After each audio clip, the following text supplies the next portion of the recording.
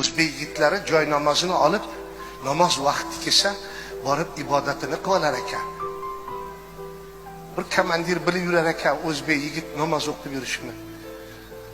Har xil askarlar bilan do'st edi. Dinda do'stlashuv bor.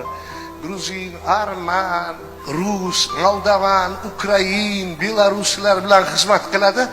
Namoz vaqti kelsa yo'q bo'lib qoladi, borib namozini o'qib kelib turaveradi. Juda odobli o'zbek yigiti.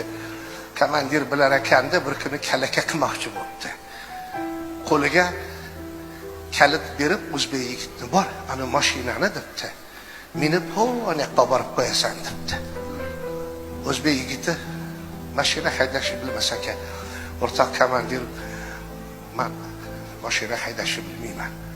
Desa sen namoz o'qiysan-ku, Alloh bilan gaplashasan, yo'q bo'lib qolasan. Alloh bilan gaplashasan-ku. Alloh senga kuch-quvvat beradi. Mashinani haydab ketaverasan. Hammalari kulib jilmayib turishibdi. O'zbek yigit ham kalitni olib qo'liga mashina tomonga sekin yuribdi. Bismillahirrohmanirrohim. Ya Robbil alamin. Shuncha g'ayri dillarning ichida meni sharmanda qilmagin Alloh deb eshikni ochib, kalitni sekin mashinani burniga suqib burab turib, Subhanallohillazi sahara lana haza ma kunna lahu muqrinin va inna robbina lamunqalibun la havla va la quvvata illa billahil aliyil azim desa mashina o'tolib sekin yurib ketibdi. Alhamdulillah, alhamdulillah. Olib borib aytgan joyiga qo'yibdi mashinani. Kalitni sug'urib, xursand bo'lib eshikni yopib, komandirning yoniga kelsa, komandiri yig'layotgan emish. Nima bo'ldi? Desa, komandir yur bu yoqqa debdi. Yonidagi askar soldatlar bilan birga kelib, mashinani kapotini og'zini ochsa, motor yo'q emish mashinada, motor.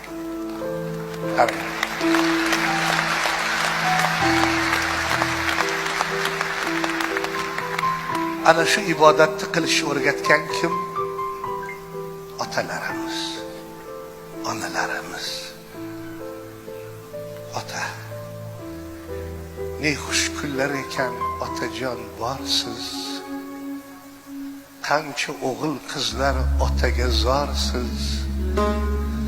Otani borligi yurakka darmon. Otani yo'qligi bir umr armon.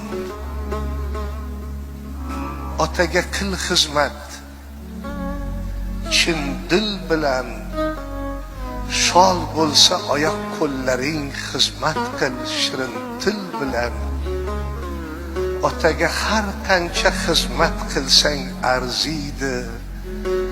Ota rozi, Xudo rozi bo'lsa qaniydi. Ota rozi, Xudo rozi bo'lsa qaniydi. Otajonlarim, otam